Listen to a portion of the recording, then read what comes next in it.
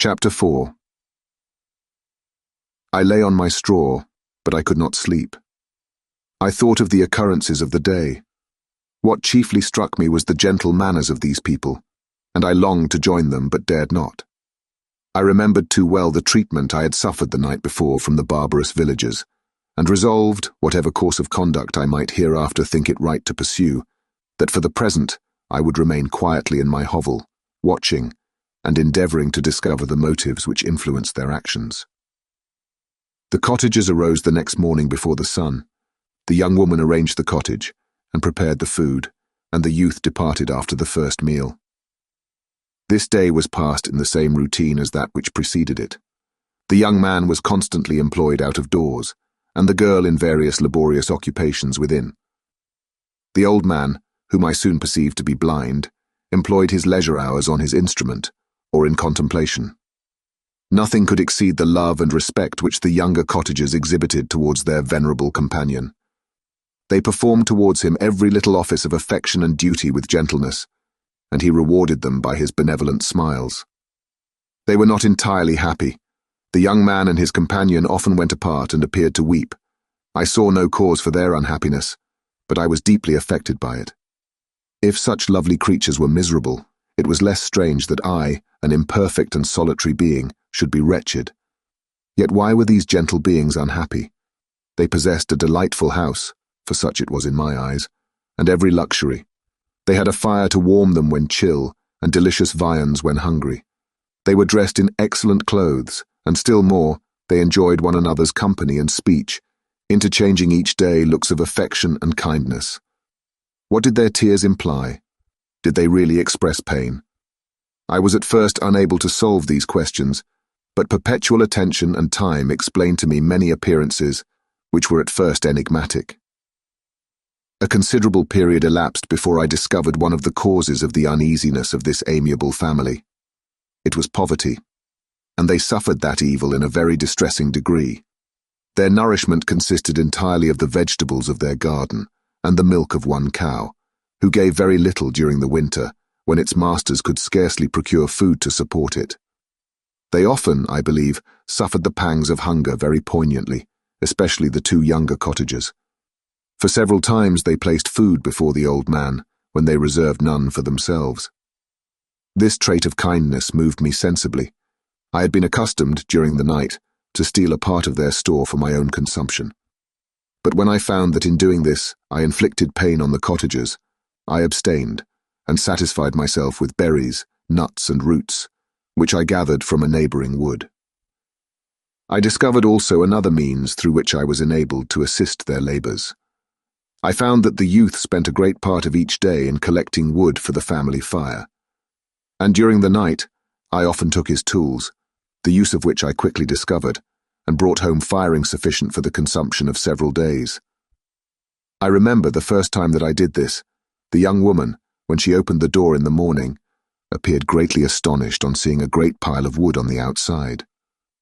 She uttered some words in a loud voice, and the youth joined her, who also expressed surprise.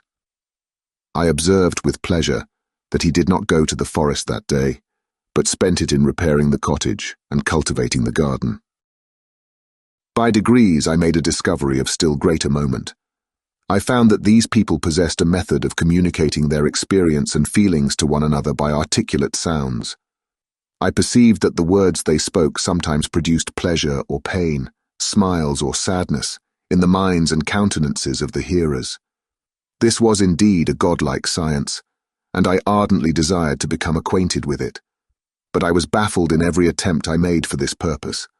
Their pronunciation was quick, and the words they uttered, not having any apparent connection with visible objects, I was unable to discover any clue by which I could unravel the mystery of their reference. By great application, however, and after having remained during the space of several revolutions of the moon in my hovel, I discovered the names that were given to some of the most familiar objects of discourse. I learned and applied the words fire, milk, bread, and wood. I learned also the names of the cottagers themselves. The youth and his companion had each of them several names, but the old man had only one, which was father. The girl was called Sister, or Agatha, and the youth Felix, brother, or son. I cannot describe the delight I felt when I learned the ideas appropriated to each of these sounds, and was able to pronounce them. I distinguished several other words, without being able as yet to understand or apply them, such as good, dearest, unhappy. I spent the winter in this manner. The gentle manners and beauty of the cottagers greatly endeared them to me. When they were unhappy, I felt depressed. When they rejoiced, I sympathized in their joys.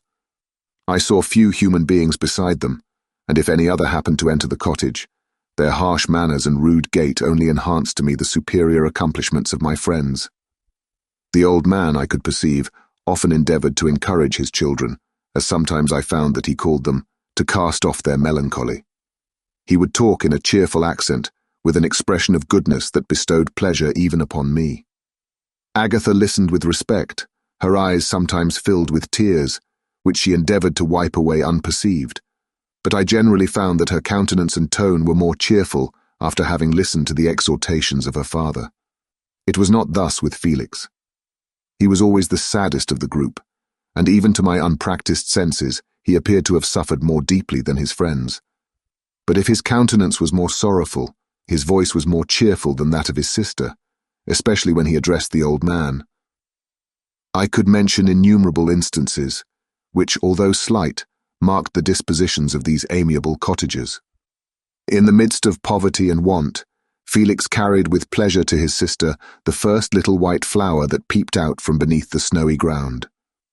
Early in the morning, before she had risen, he cleared away the snow that obstructed her path to the milk-house, drew water from the well, and brought the wood from the outhouse, where, to his perpetual astonishment, he found his store always replenished by an invisible hand. In the day, I believe, he worked sometimes for a neighbouring farmer, because he often went forth and did not return until dinner, yet brought no wood with him. At other times he worked in the garden, but as there was little to do in the frosty season, he read to the old man and Agatha. This reading had puzzled me extremely at first, but by degrees I discovered that he uttered many of the same sounds when he read as when he talked. I conjectured, therefore, that he found on the paper signs for speech which he understood, and I ardently longed to comprehend these also. But how was that possible, when I did not even understand the sounds for which they stood as signs? I improved, however, sensibly in this science, but not sufficiently to follow up any kind of conversation, although I applied my whole mind to the endeavour. For I easily perceived that, although I eagerly longed to discover myself to the cottagers, I ought not to make the attempt until I had first become master of their language, which knowledge might enable me to make them overlook the deformity of my figure. For with this also, the contrast perpetually presented to my eyes had made me acquainted. I had admired the perfect forms of my cottagers, their grace, beauty, and delicate complexions. But how was I terrified when I viewed myself in a transparent pool? At first I started back, unable to believe that it was indeed I who was reflected in the mirror, and when I became fully convinced that I was in reality the monster that I am, I was filled with the bitterest sensations of despondence and mortification. Alas, I did not yet entirely know the fatal effects of this miserable deformity. As the sun became warmer and the light of day longer, the snow vanished, and I beheld the bare trees and the black earth. From this time Felix was more employed, and the heart-moving indications of impending famine disappeared.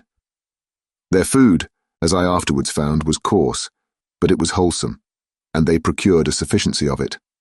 Several new kinds of plants sprung up in the garden, which they dressed, and these signs of comfort increased daily as the season advanced.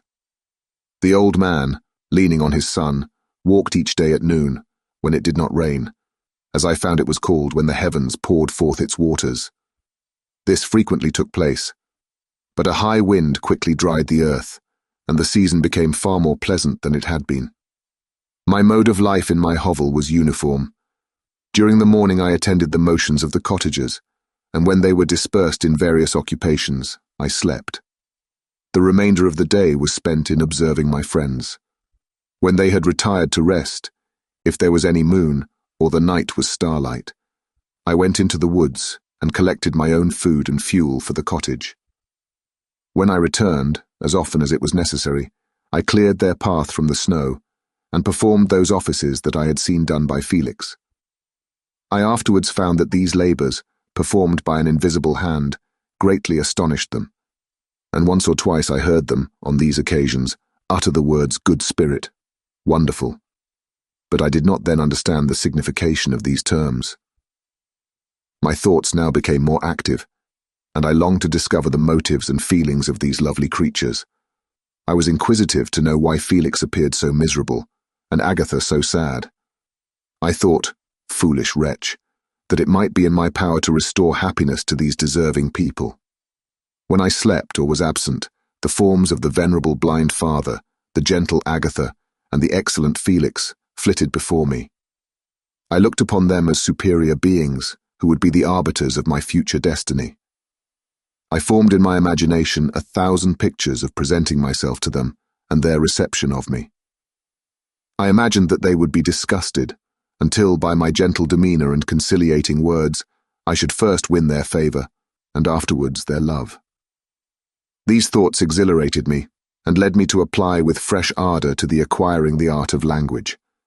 My organs were indeed harsh but supple, and although my voice was very unlike the soft music of their tones, yet I pronounced such words as I understood with tolerable ease. It was as the ass and the lapdog, yet surely the gentle ass, whose intentions were affectionate, although his manners were rude, deserved better treatment than blows and execration. The pleasant showers and genial warmth of spring greatly altered the aspect of the earth. Men, who before this change seemed to have been hid in caves, dispersed themselves, and were employed in various arts of cultivation. The birds sang in more cheerful notes, and the leaves began to bud forth on the trees, happy, happy earth, fit habitation for gods, which so short a time before was bleak, damp, and unwholesome. My spirits were elevated by the enchanting appearance of nature.